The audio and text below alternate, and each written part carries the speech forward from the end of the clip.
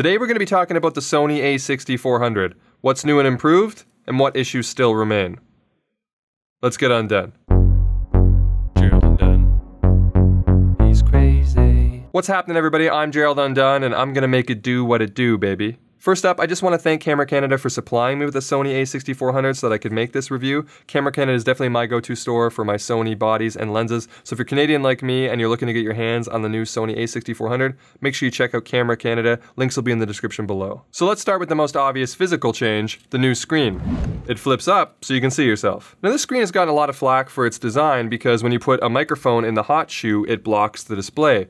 But I think that these complaints are a little bit short-sighted. First off, there's some great solutions for this. You can put a cage on this, like the one for the a6300, and that'll move the shoe off to the side and out of the way of the screen. And a cage is also a good purchase for this camera because it can help with getting a better grip and also reduce the chances of overheating. There's also this new fun little adapter from Small Rig that shifts the shoe with just a slim, light little design off to the other side without needing a whole cage, and it's at a really affordable price of just like $15 to $20. But these somewhat specific inconveniences don't outweigh the advantages of this particular screen design. Now flip-out screens are great, but I do think they're starting to become a little bit overrated. They aren't nearly as robust as a centered screen and are much more likely to get karate chopped off your camera. Plus, they put your view out to the side, which I don't really like for composing shots. I prefer to be directly behind the lens, and with this screen you can still see from below or above with the flipping features, but now you can also see yourself, so it's kind of the best of both worlds. I really like this design. When compared to the a6300, the screen now also has touch capabilities for moving the focus point, and it feels a little bit more responsive than some of the other models I have, like the a7 III. It also no longer dims when shooting 4K, so it'll have a much better time competing against the sun when shooting outdoors. And you can now also increase the refresh rate of the EVF, which is a nice little add. So overall, I'm a big fan of the changes to the display system. The next biggest change would probably be the autofocus, with the a6400 now being called the fastest autofocusing camera in the world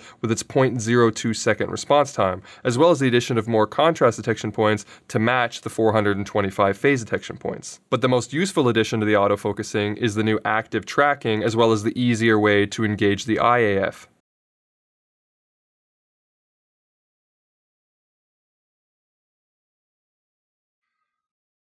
Compared to my a7 III, the a6400 is just smarter when it comes to autofocus. I no longer have to choose whether to use the AF on button or the IAF button. I can just press autofocus and it'll do it all. If it detects an eye, it'll use eye tracking, which you can now customize to which eye you want to prioritize. And if that's not available, it'll use regular face detection. And if neither of those are applicable, it'll use general subject tracking, indicated by this box with lines on either side of it, and it works incredibly well. It's a time saver, it's more intuitive, and it's impressively effective. I've been getting an average keeper rate of about 85%. And that's using lenses like the Sigma 16mm here that are kind of relaxed when it comes to focusing speed. If I were to use more sporty lenses like the 70 to 200, it gets even better. And if you go all the way up to the 400mm, it basically never misses a shot. You don't even have to try at that point. For video autofocus, the feature set is pretty much the same as it was before because these advanced features don't carry over into the video side of things, so you're going to get similar performance to what you would have experienced on the previous cameras, which isn't a really complaint because Sony's always been pretty good when it comes to video autofocus. But I will say that I felt like the transitions were a bit smoother when on the normal drive speed. On the a7 III, I always kind of complained that when at normal speed, it transitioned a bit too snappy, like it was just instantly in focus, where I felt like with this camera, it had a bit smoother of a response, and I like that. Now this next point features both an improvement and an unfortunate lack of improvement, and that's with the custom white balance. You can now set the custom white balance on each individual custom white balance setting. So rather than have to go down the bottom and choosing set and then mapping it to a particular custom white balance, each custom white balance now has its own set operation. And I think that's a pretty cool change up.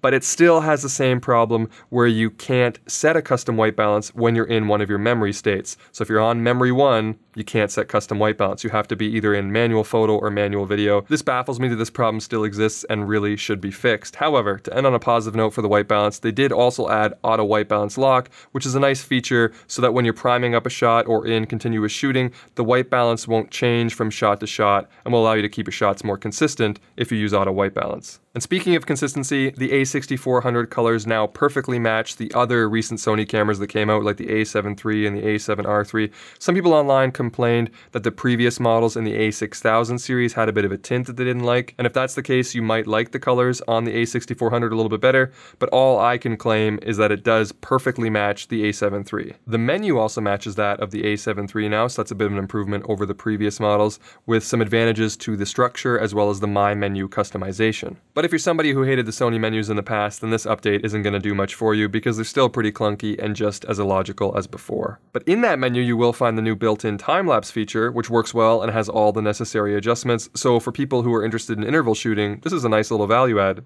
Highly approve of that addition. The picture profiles have also been updated to include HLG, which is the first time we've seen this on a 6000 series camera. And you have all 4 HLGs that you'd find on the A7 III. So this is a pretty big deal for people that want to match footage with their bigger cameras or even use an HDR workflow. And speaking of picture profiles, the base ISO for S-Log2 has been lowered on the A6400 down to ISO 500, which is pretty interesting because I don't think I've seen that before on a Sony mirrorless camera. But on a broader note about ISO, I didn't really notice any observable differences in noise, quantity, or character between this and the A6500. They look about the same to me, but the ISO range was extended to 32,000 from 25,600. There's also been improvements to the photo buffer over the A6300. You can now jam about twice as many shots in there at about 50 RAWs and 100 JPEGs, which brings it a lot closer to the A6500, but the A6500 is still pretty far ahead with double that still at like 200 JPEGs and 100 RAWs. But the A6400 does now offer a true 120 frame per second recording mode in 1080p,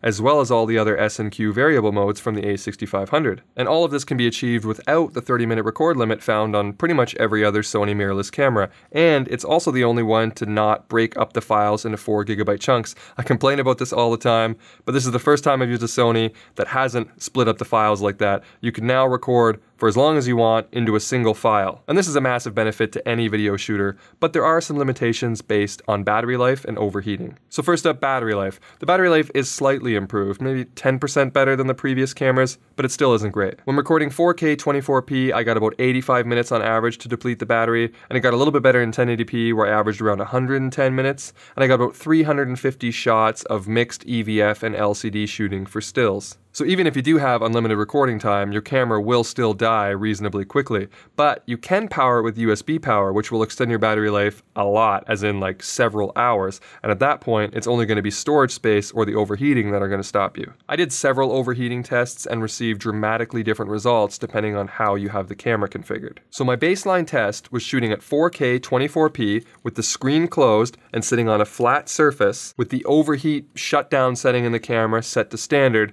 and some LED lights on in the background, which warmed it up a little bit to about 24 degrees Celsius. And doing all this, I was able to record until the overheat warning came on at 40 minutes, and then the camera shut down completely at 54 minutes. And the same was also true if you kept every one of those factors the same, but instead of placing it on a flat surface, you held it in your hand and covered the bottom about the same amount. Then I tested it with the same settings, but with the screen extended a little bit away from the body, and it lasted a little bit longer, with the shutdown at 62 minutes and the warning at 48 minutes. Then I put it on a tripod so that the base wouldn't be covered, but I still kept the screen deployed like this, and it lasted a little bit longer still. This time the warning came at 54 minutes and the shutdown was at 71 minutes. Then just for fun, I gave it the breeze from an open window, which is quite cool because it's still winter here, and doing that with everything else the same, it recorded well over 2 hours without a single warning. So my conclusions with that are that you should avoid holding the camera in warm environments, and you should have the screen away from the body to give you a little bit longer life. But if you're holding in colder environments, you'll probably be fine. Then I tested it at 4K 30p, which disables the Super 35 and oversampling, and I closed the window back up so we were back at 24 degrees Celsius,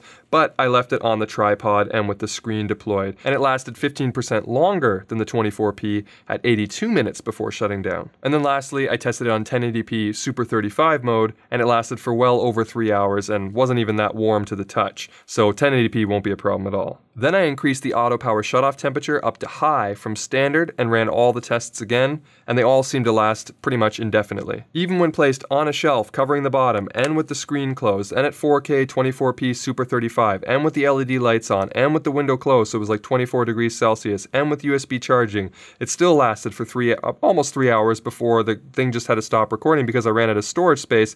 It was quite hot to the touch, but the camera was still on and ready to record if I had more storage to give it. So basically, setting the temperature to high on the camera will allow allow it to last probably as long as you would need it to, and so collectively these tests show an improvement in overheating over some of the previous models, as long as you keep in mind some of the limitations I just described. Now, I wasn't able to test in any extremely hot environments, but you can probably assume reduced runtime in those situations. But in my shooting environment, the only obstacle became the storage space. Now, of course, you can connect it to an external recorder, like I tested with the Atomos Ninja 5, but unfortunately, this is one area that sadly wasn't improved at all. You still have the same bizarre quirks and limitations, like there's no face detection when monitoring in 4K. You have to disable the internal recording to get around that, which I explained in a previous video that I made using the A7 III. The screen still goes black when recording externally. You still can't activate HDMI info display when shooting in 4K. Basically, any issues you had with HDMI on the previous Sonys are still active here. I made a video listing all these issues on the previous cameras if you're interested in how the HDMI performs in the Sony cameras. I'll put that in the description as well as any other related videos. The last feature I can think to mention that hasn't really been improved that much would be the rolling shutter. It's still a big bucket of jello in 4K, but it is slightly improved in 1080p. Here's some footage of 1080p at 120 frames per second slowed down to 25%.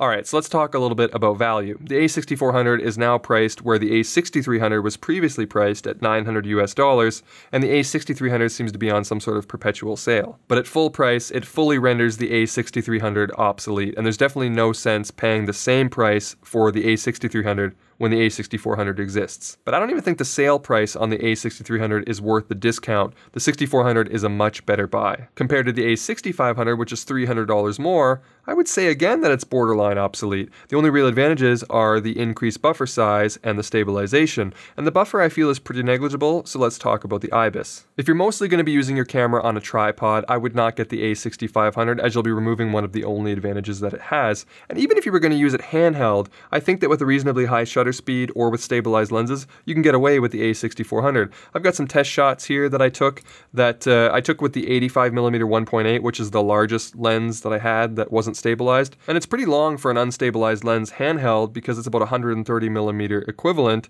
and I took a shot on a tripod and then I scaled it up with the shutter speed handheld until I could get a shutter speed that I thought was about equivalent clarity to that on the tripod. The tripod shot is on the right, and on the left are the different handheld shots, and we start here at 1/60th of a second, which obviously isn't as sharp, and as we jump through and I went up, eventually when I got to about 1/60th of a second, which is this one here, I felt that I was able to achieve pretty similar sharpness and clarity to what we had over here with the tripod. If you're going to be vlogging with unstabilized lenses, then you might appreciate the IBIS of the A6500, but keep in mind the stabilization on the A6500 isn't that great comparatively, and because of the slow rolling shutter, it's not like you're going to get that smooth of shots when you're whipping the camera around, so I might still stick with the A6400 even for vlogging. Because for a typical vlog style, it's quite possible that your audience wouldn't even be able to tell the difference with nothing to compare it to. Here's some footage of me vlogging at a brisk pace on uneven snow-covered ground.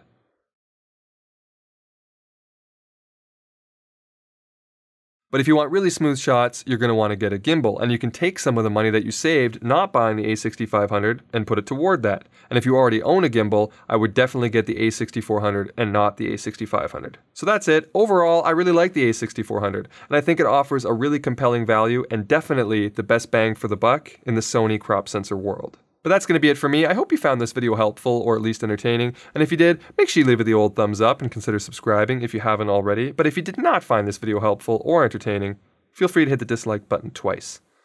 Alright, I'm done.